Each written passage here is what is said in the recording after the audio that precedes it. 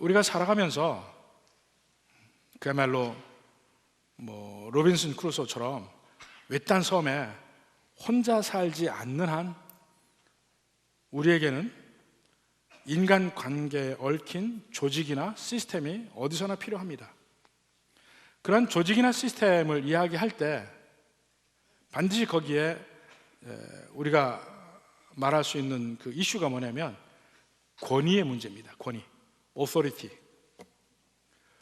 오늘날에는 모든 권위 자체를 부정하는 분위기라 확산되어 갑니다. 왜냐하면 그 전에 그 권위란 말이 그 권위주의란 말과 서로 혼동이 되기 때문에 그런 면이 있습니다. 권위와 권위주의는 좀 다르죠. 권위는 근본적으로 다른 사람에게 영향력을 끼칠 수 있는 능력을 이야기합니다.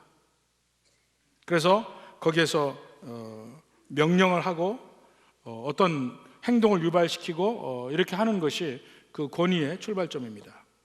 근데 권위주의는 그러한 가운데 특별히 자기의 이익을 위해서 다른 사람을 강제하고 억압하고 희생시키고 이런 것이 이제 권위주의라고 할 수가 있습니다.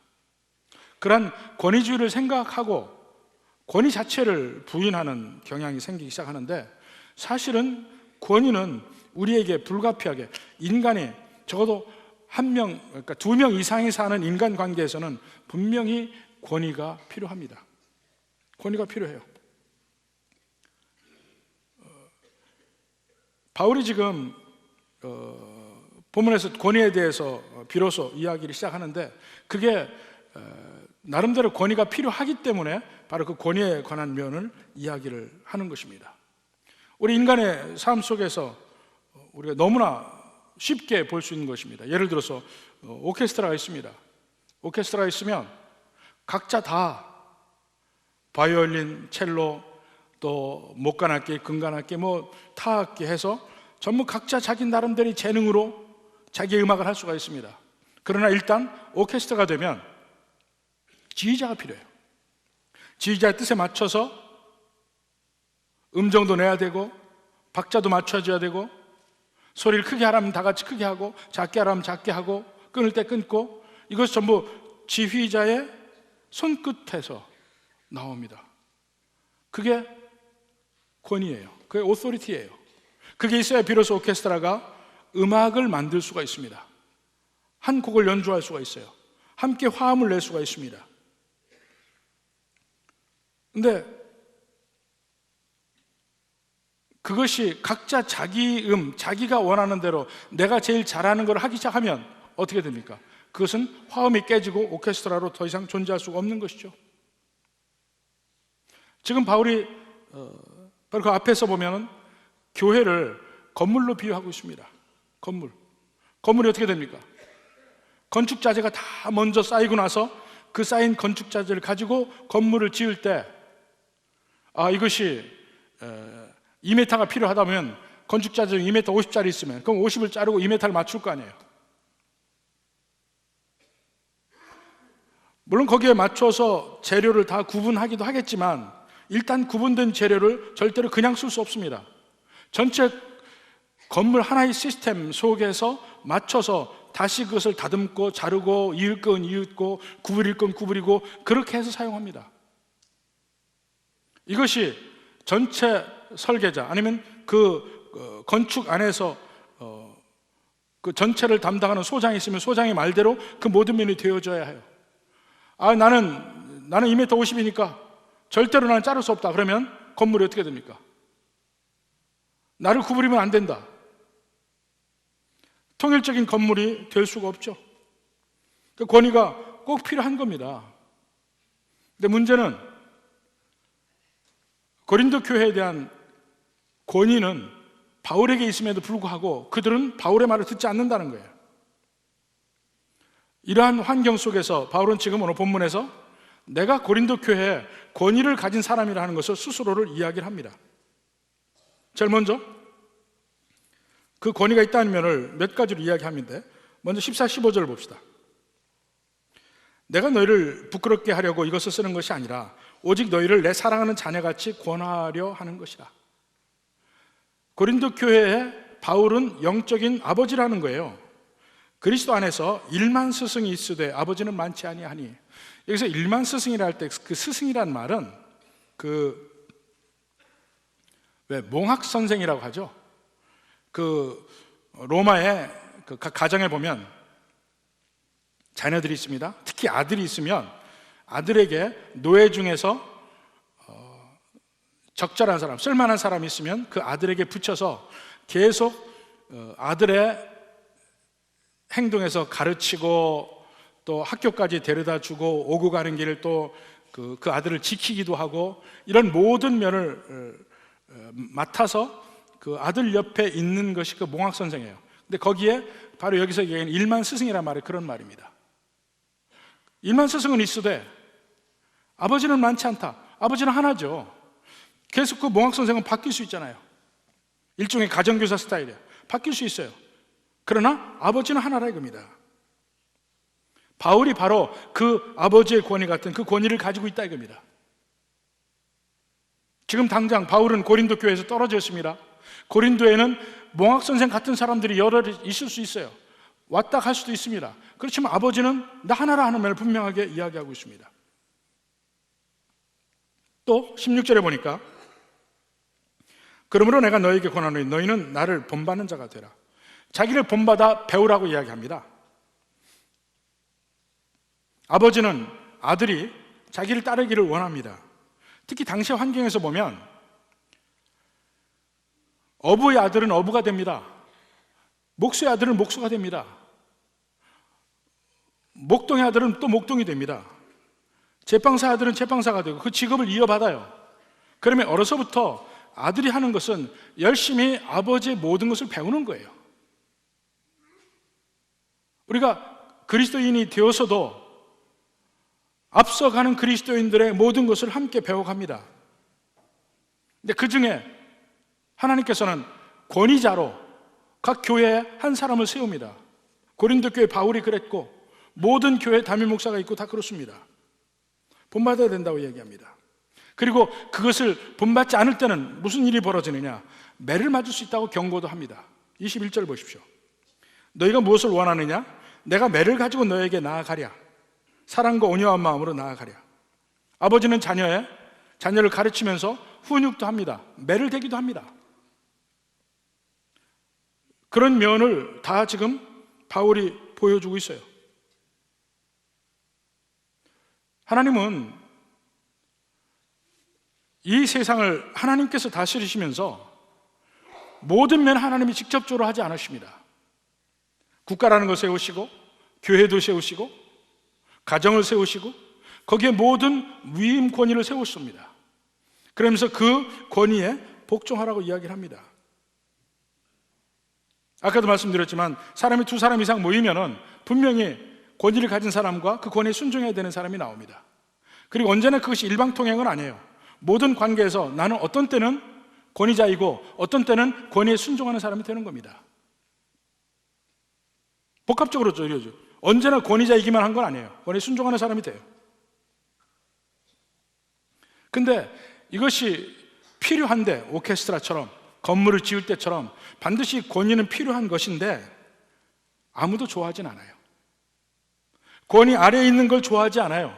우리는 본질적으로 마음속 깊이에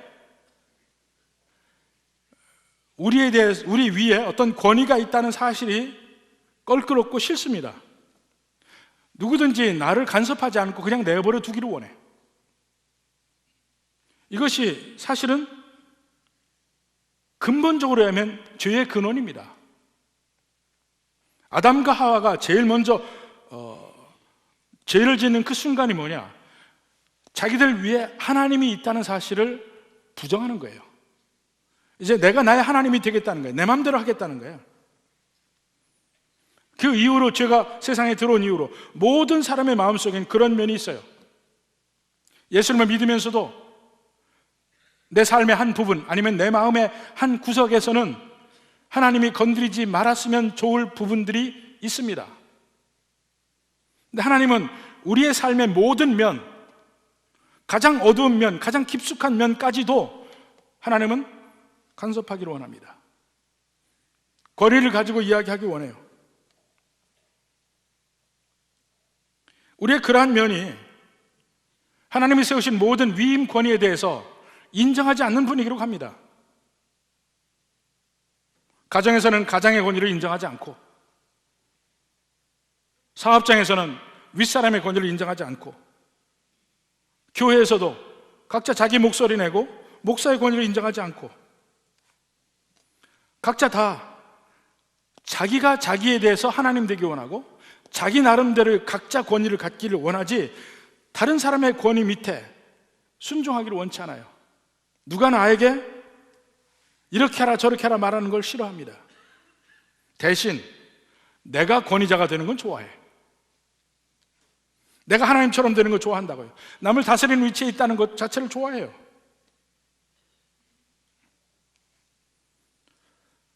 거기다가 우리의 죄성 때문에 내가 권위를 가졌다면 그것이 남용되고 권위주의자로 바뀌는 경향도 있게 되고, 그러면 가장 이상적인 권위, 오토리티는 어떤 거냐 하면, 우선 여기 바울이 나옵니다. 바울이 나오는데, 바울은 자기의 권위도 예수 그리스도에게서 왔다는 것을 이야기를 합니다. 그러면서 그 예수 그리스도의 권위가 뭐냐 하면 십자가에 못 박히신 그리스도예요. 십자가에 못 박히신 하나님, 가장 위대하시고 가장 낮아지시고 사자 같기도 하고 양 같기도 하고 완전한 공의를 행하시며 동시에 끝없는 긍휼함을 베푸시는 분, 이러한 리더십을 전혀 함께 있을 것 같지 않은 그 두 가지가 같이 있어야 되는 리더십, 이것이 예수님께서 우리에게 보여주신 권위자의 모습입니다. 그래서 이것을 패러독시컬 리더십이라고 이야기해요. 리더십에 패러독스가 들어가 있어. 서로 맞지 않는 것 같은 것이.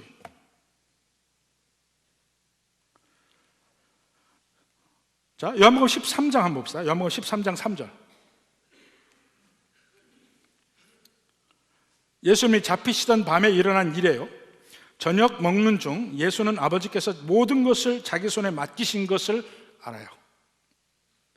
모든 권위가 예수님께 있다는 것을 아셨습니다. 아시고 나서 그가 하신 일이 뭐냐면 그 다음에 4절 5절에 나옵니다. 4절에 봅시다. 저녁 잡수시던 자리에서 일어나 겉옷을 벗고 수건을 가져다가 허리에 두르시고 이에 대야에 물을 떠서 제자들의 발을 씻으시고 두르신 수건으로 닦기를 시작했다. 앞과 뒤가 맞는 얘기예요. 하나님 아버지께서 모든 권위를, 모든 권세를 예수님께 주셨어요. 그것을 예수님이 알아요. 안 상태에서 그 권세자로서, 권위자로서 하신 일이 뭐냐? 제자들의 발을 씻기시는 일을 했다 이겁니다. 그러니까 예수님의 권위는 억압적이거나 독재적이지 않았습니다. 오히려 그 가지신 권위를 가지고 그들을 위해서 희생을 했고 생명을 내놓고, 바울이 그러한 권위를 따라간다는 거예요. 그 예수님이 내게 위임한 권위가 있다는 거예요. 근데 그것을 오늘 말씀해 보면은 아버지처럼 행한다는 거예요. 바울이 이야기하는 자기 권위자의 모습은 마치 아버지 같은 것이라 이렇게 얘기하고 있습니다. 아버지는 어떤 위치입니까? 자녀에게 권위를 행하는데 그 권위를 행하는 모든 목적이 자녀를 위해서 하는 거예요. 그것이 바울이 보여주는 거예요. 고린도서 10장 4절부터 봅시다.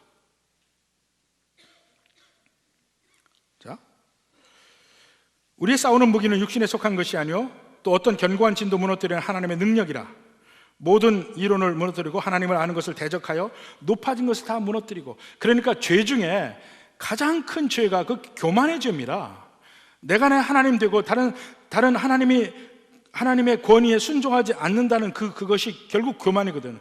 그 높아진 것을 다 무너뜨리고 모든 생각을 사로잡아 그리스도에게 복종하게 하니, 그것이 복음이 흥황하면 결국 그리스도에게 복종하게 되어 있습니다. 그 다음에 6절에 너희의 복종이 온전하여 될 때에 모든 복종하지 않는 것을 벌하려고 준비하는 중에 있노라. 너희의 복종이 온전하게 될 때, 지금 이것이 무슨 말이냐면 고린도 후서죠. 고린도 전서 후서 계속해서 지금 권위에 대한 말이 나옵니다. 바울의 권위, 그 바울이 이야기하는 것에 순종하느냐 안 하느냐, 그 문제가 고린도 교회 전체 문제의 핵심이었어요.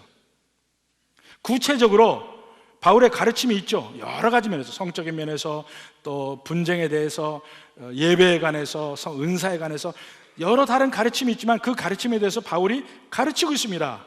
근데 그 가르치고 있는데 너희는 내가 가르치는 이것에 순종하라 얘기해요. 너의 복종이 온전하게 될 때에,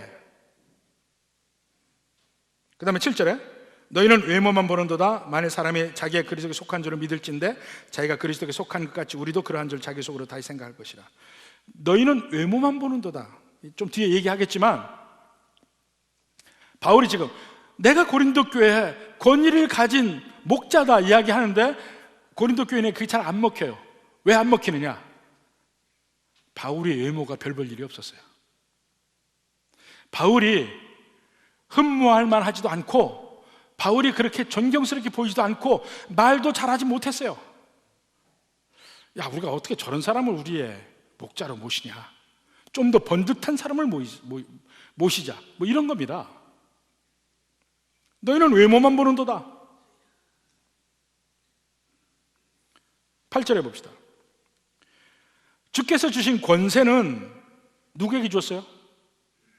바울에게 줬단 말입니다. 주께서 바울에게 주신, 그러니까 여기 말을 좀 풀어 얘기하면, 주께서 내게 주신 권세는 너희를 무너뜨리려 한 것이 아니요 세우려고 한 것이다. 내가 이에 대하여 지나치게 자랑하여도 부끄럽지 아니하리라. 내가 당신들에게 권세자로 있는 사람이다. 내 말을 당신들 들어야 된다. 아무리 이것을 지나치게 이야기해도 부끄럽지 않다. 왜냐하면 내가 당신들에게 권세자로 명령하고 하는 것은 다 너희의 유익을 위함이라. 이겁니다. 그러니까 여기서 말하는 권세 또는 권위는 막 차가 다니는 번화한 내거리에서 아이가 막 뛰쳐서 길로 나가려고 할 때 그것을 붙드는 아버지의 권위, 가지 마라, 이것과 비슷한 거예요. 아이는 아버지가 섭섭하죠, 밉죠. 내 마음대로 하고 싶은데 왜 못하게 하냐 이거예요. 그러나 의도는 그 아이의 안전을 위해서거든요. 다시 돌아와서 오늘 15절 끝에도 그 말 합니다. 그리스도 예수 안에서 내가 복음으로써 너희를 낳았다 이야기해요. 자, 지금 고린도 교회에서 바울은 내가 바로 당신들 앞에 하나님의 권세를 위임받은 권위자다, 내가 권한을 가지고 있다, 오소리티를 가지고 있다 이야기를 합니다. 고린도 교회는 아니요, 당신 외모를 보니까 아닌 것 같아, 이렇게 지금 충돌하고 있습니다. 이럴 때 어떻게 해야 됩니까? 어떻게 되냐 이거예요. 다시 말하지만 죄의 근본은 권위에 의해 불순종입니다. 하나님의 권위를 인정하지 않는 거였어요. 그 이후로 모든 하나님이 세운 질서를 인간의 죄로 다 깨뜨려요. 가정도 불화가 생기고, 사회도 갈등이 생기고, 심지어는 교회 안에까지 그런 일이 벌어집니다. 이 갈등을 어떻게 할 것인가 하는 문제.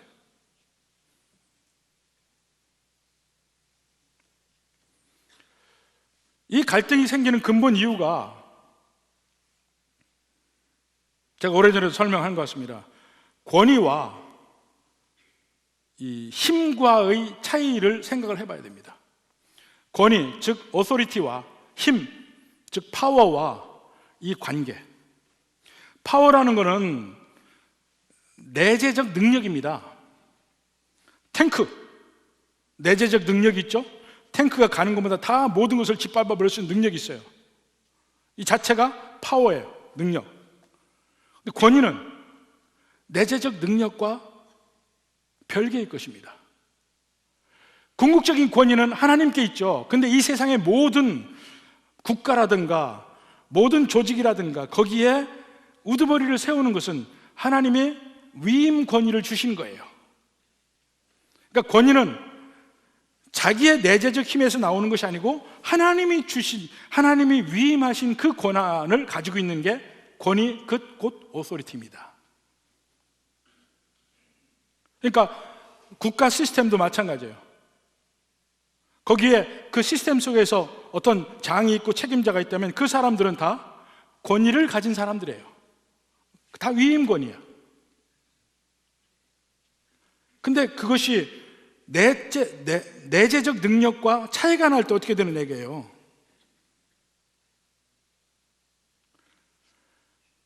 탱크가 아무리 힘이 좋아도 그 앞에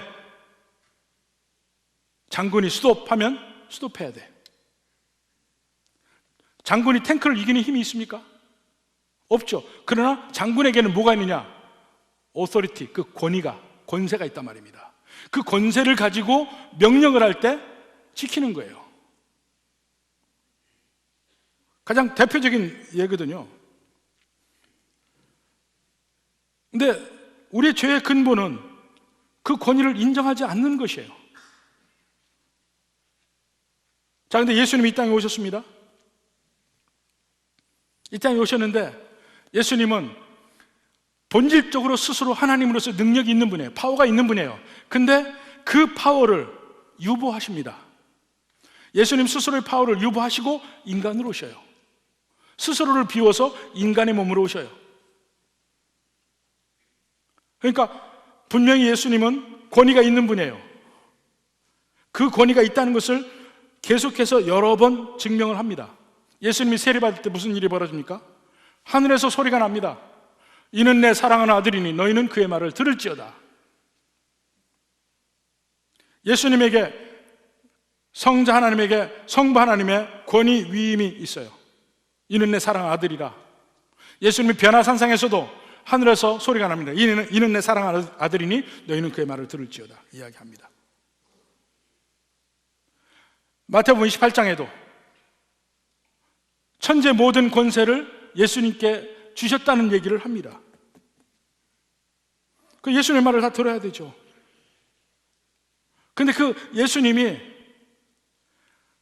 스스로의 파워는 전혀 쓰지 않으십니다. 예수님에게 세례받을 때 성령이 임하셔서 예수님이 기적 행함이 전부 성령께서 기적을 예수님을 통해서 보여주시면서 성령이 예수님이 메시아라는 걸 증거하는 거예요. 계속해서. 그런데 인간은 거기에 불순종하기를 원해요. 예수님 자체의 파워가 안 보여. 파워가 없는 것 같아. 그 파워가 없는 것 같은 예수님을 그들이 죽일 수 있다고 생각하고 죽이는 겁니다. 그것이 십자가예요. 분명히 성부 하나님의 아들이라는 것을 그렇게 얘기했음에도 불구하고 그들은 예수님 자체의 내재적 파워를 보지 못하고 죽입니다. 예수님은 그걸 전혀 쓰지 않고 십자가에 가십니다. 그런 절대 순종을 통해서 오히려 하나님 아버지의 일을 이루셔요. 에덴 동산에서 아담은 모든 것이 갖춰진 상태에서 하나님의 말씀을 어기고 인간 세상에 죄가 들어옵니다. 죄의 근본은 불순종입니다. 근데 예수님은 하나님이시지만 인간의 몸으로 이 땅에 오셔서 끝까지 죽음까지도 불사하고 순종을 하셔서 하나님의 일을 이루십니다. 그 뒤로 그 누구든지 그 예수님 안에 있는 자들이 구원을 받는 거 아니에요. 모든 죄의 근원은 순종 불순종을 가지고 설명할 수 있습니다. 권위와 능력 분명히 다르다고 그랬죠. 이 세상에 하나님의 위임 권위가 있어요. 예수님 이외의 모든 위임 권위자들은 다 죄인이에요. 다 죄인입니다. 다 부족합니다. 완전하지 못합니다. 그럼에도 불구하고 하나님은 그 위임 권위를 주셔서 그 권위에 순종하라고 얘기하고 있어요. 파워를 보고 내적 힘이 있는 것에만 복종하고 순종한다면 어떻게 됩니까? 그게 바로 약육강식의 사회예요. 동물의 사회, 힘이 지배하는 사회. 근데 하나님은 우리에게 힘이 지배하는 사회를 주시기를 원치 않습니다. 권위가 지배하는 사회를 주시기를 원해요. 그것이 질서의 사회입니다.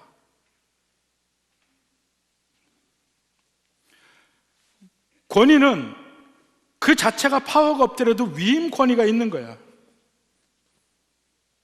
예수님이 위임 권위를 가지고 이 땅에 섰습니다.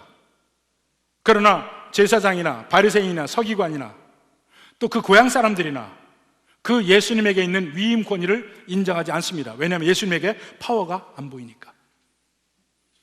제사장 집안에서 태어났습니까? 유다에서 태어났습니까? 전혀 근본을 몰라요. 무시해도 좋을 만한 갈릴리의 나사렛에서 나온 사람이에요. 권위가 인정이 안 돼요. 그래서 거부하는 거예요. 근데 성경은요,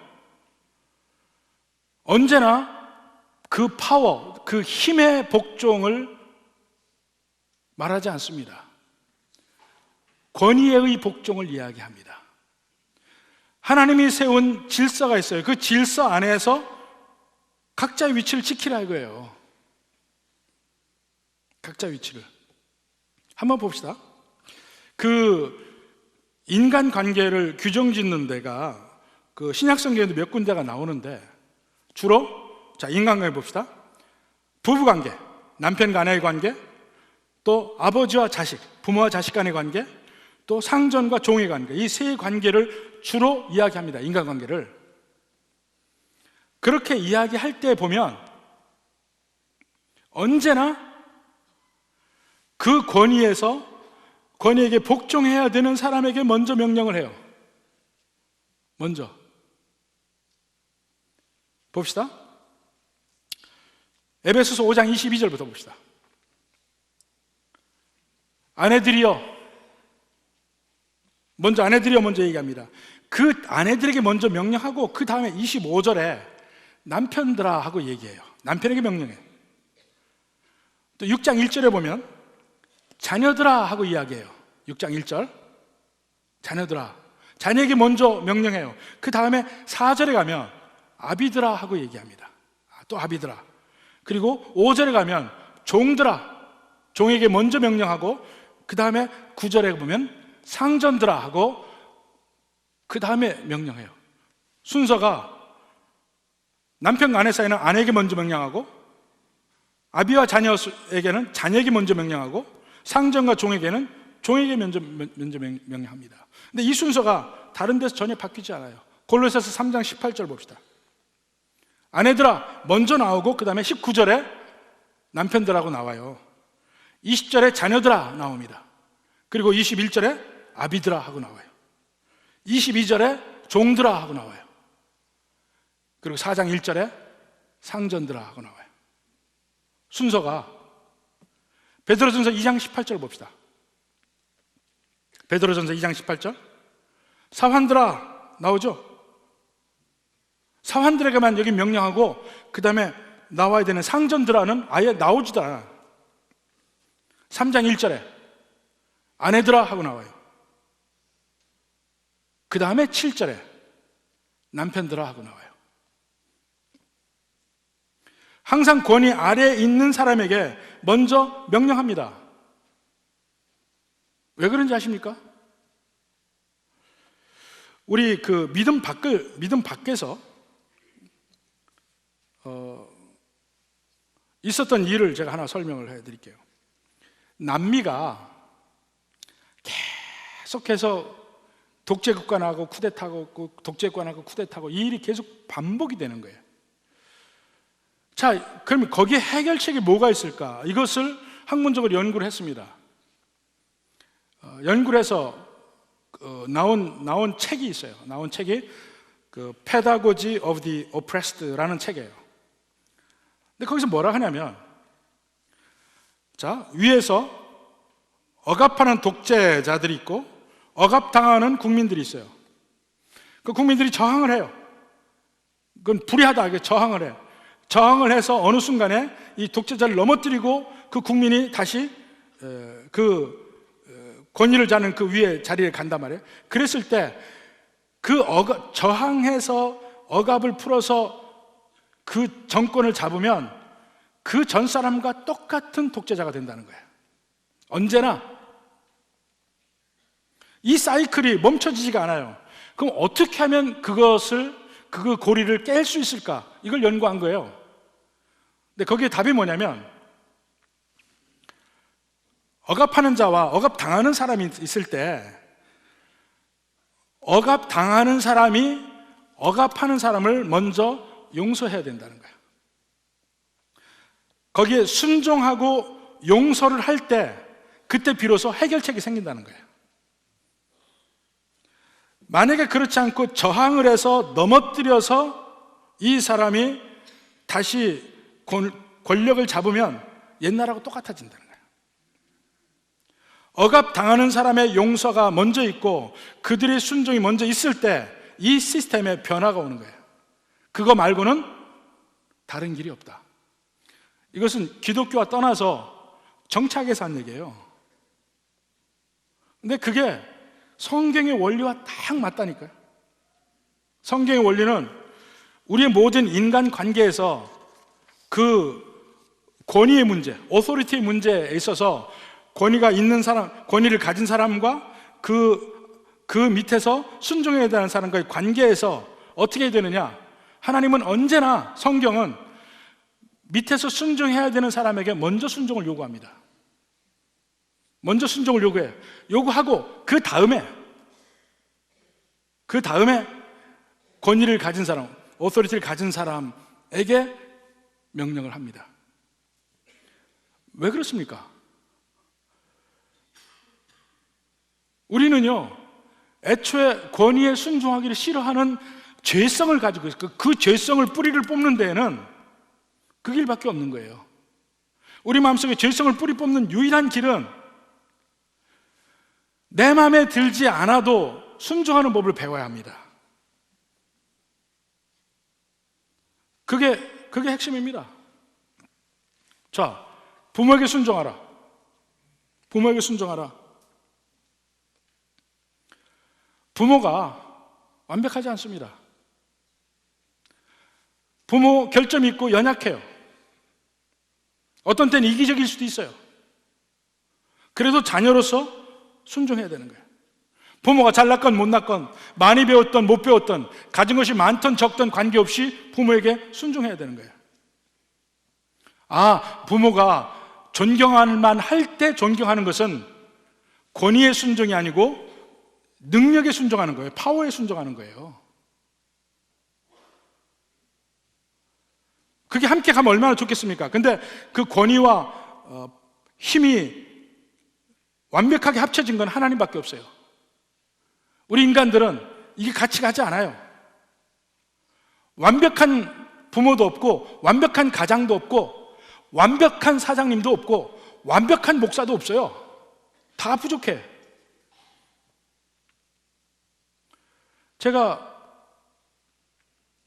처음에 미국의 이민교회에서 목회를 하면서 상당히 많은 일들이 가정 불화를 해결하는 일을 했습니다. 그건 부부밖에 없잖아요. 근데 부부가 같이 일하다 보면 여러 가지 어려움이 생겨요. 그럼 가서 문제를 해결하려고 보면 남편에게 얘기 듣고 아내에게 얘기 듣고 하는데 보면 대개 남편이 좀 더 잘못했어요. 대개. 근데 해결책은, 자, 여기 잘잘못해서 이러니까, 자, 이건 사과하고 이렇게 해서 하십시오. 이렇게 해서 해결책이 나오지 않습니다. 항상 제가 한 일은 아내를 먼저 설득하는 일을 했어요. 어찌됐건 하나님이 당신 남편으로 줬지 않냐. 그러니까 남편을 세워주고 순종하고 그렇게 하라 얘기해요. 그 꼭 나누는 말이 뭔지 아십니까? 남편이 남편답기만 하면 자기 순종한다 이거야. 남편답기만 하면. 그 남편이 이렇게 이게 잘못하고 맨날 이 짓 하는데 내가 어떻게 하느냐 이거예요. 다 맞아요 그 말이. 제가 듣기에도. 그래도 순종하십시오. 그래도 순종하십시오. 그래도 순종하라 이거예요. 거기서부터 해결책이 나오니까 잘잘못을 따져서는 해결책이 철저히 안 나옵니다. 먼저 아내가 순종하면 그 다음에 남편의 마음에 하나님이 역사하시는 거예요. 그 다음에는. 나 오늘도 이 얘기를 했더니 금방 나가면서 어느 남편이 오늘 은혜 많이 받았습니다 그러고 가더라고. 그런 얘기가 아니에요 지금. 참. 남편과 아내의 관계를 회복시키는 그 출발점은 먼저 아내에게 있어요. 남편에게 있지 않아요. 그 다음에 아내가 성경대로 행동을 하고 순종하고 한다면 잠시 잠깐은 남편이 더 득세하는 것처럼 기세 등등하게 행동을 합니다. 그렇지만 자연히 시간이 지날수록 하나님은 남편의 마음에 손을 대십니다. 그래서 해결하시는 거예요. 그걸 얘기하는 겁니다. 직장에서도 그리스도인들은 직장 상사가 못났어도 파워가 없는 거죠. 권위는 있는데 파워가 없는 거야. 못났다는 거는. 능력도 없고 맨날 내가 한 일 자기가 쏙 빼서 자기 이름을 올리고 뭐 별 얄문 짓 다 하는 상전이 있다고 칩시다. 그래도 그 사람을 존중히 여기고 순종하고 해야 돼요. 그리스도인이면. 그 다음에 그 사람 마음이 변화가는 거는 하나님 소관이에요. 직장에서도 예수 믿는 사람은 순종적이라 이거예요. 거기에 해결책이 있어요. 교회도 마찬가지입니다.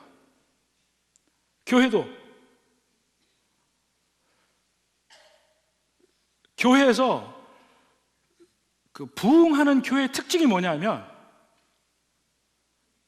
그 교회는 누구나 다 목사님을 존중하고 높이 세웁니다.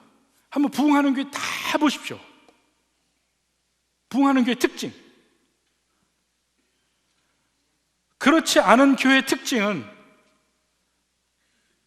많은 사람들이 목사 욕하고 다니고 찢고 뭐하고 도대체 말을 해도 듣지도 않고 서로 험담하고 그러는 교회 부흥하지 않아요. 교회 리더는 목사 말고도 리더들이 많이 있죠. 교회 리더는 순종적인 사람이 돼야 돼요. 순종적인 사람. 그게 가장 그리스도인의 특징을 잘 나타내는 거예요. 그저 계속 자기 뜻만 얘기해서 여기저기 문제를 일으킨 사람은 절대로 리더가 되면 안 돼요. 교회를 위해서, 본인을 위해서 안 되는 겁니다. 자기 주장이 심한 것은 벌써 죄가 많다는 거예요. 죄가 득세하고 있다는 거야. 내 마음대로 하고 싶다는 거야. 내 주장을 꺾을 줄 알아야 돼. 그게 은혜입니다. 그러기 위해서 위임 권위를 세운 거예요. 가정도 그렇고 일반 세상에서 직장도 그렇고 교회 안은 더더군다나 그렇고 교회 안에도 여러 조직들이 있지 않습니까? 질서가 있어야 돼. 질서가. 그 질서가 교회 전체를 유지하는 그 연결점이 되는 겁니다. 교회를 아름답게 유지하기 위해서는 필요한 것이 사랑이 필요하지만 그 사랑이 질서가 있는 사랑이에요. 권위에 대해서 순종하는 사람. 존경할 만한 사람만 존경한다면 그것은 기독교적인 것은 아니에요.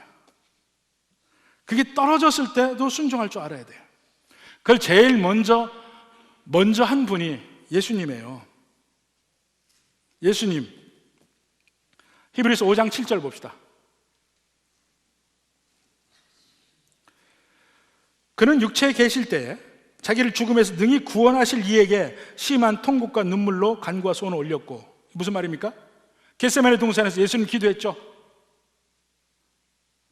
아버지, 할 수 있거든 이 잔을 내게서 옮기시옵소서.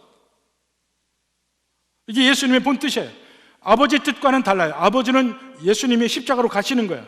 예수님의 원래 뜻은 가능하면 이 잔 나 안 마시면 좋겠습니다가 예수님의 뜻이에요. 근데 그 기도를 하고 응답을 받았어요. 무슨 응답이 뭡니까? 아니다, 내 뜻대로 해라, 넌 십자가로 가라. 그게 하나님의 아버지의 응답이에요. 예수님이 어떻게 합니까? 경건하시면 말미암아 들으시면 얻었느니라. 순종했다는 거예요. 예수님의 기도 제목 내놓고 기도했습니다. 아버지 하나님이 너는 십자가에 가야 된다 얘기했어요. 아멘하고 받고 십자가를 가십니다. 뜻이 다를 때 권위자에게 순종하는 모습을 제일 먼저 예수님이 보이시고, 그것 때문에 그것으로 인하여서 온 인류가 구원을 받고 예수님의 영광으로 가시는 거예요.